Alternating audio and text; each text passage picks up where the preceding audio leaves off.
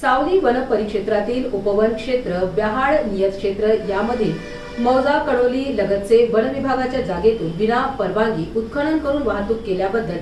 3 tractor व 1 JCB या 4ही वाहनास one विभागाद्वारे जप्त करण्यात आले असून सदरच्या मोहिमेकरता वनरक्षक सतीश नागोसे, वनरक्षक टेकाडी रमेश बोनलवार, सतीश मजोके, बंडू दुधे यांच्यासह अन्य कर्मचाऱ्यांनी मोलाचे सहकार्य केले असून पुढील तपास चंद्रपूर विभागीय वन अधिकारी राजन तनमले व चंद्रपूर वन विभाग सहाय्यक वन संरक्षक विकास तर्फे यांच्या मार्गदर्शनाखाली वन परिक्षेत्र अधिकारी विनोद दुर्वे हे करीत आहेत।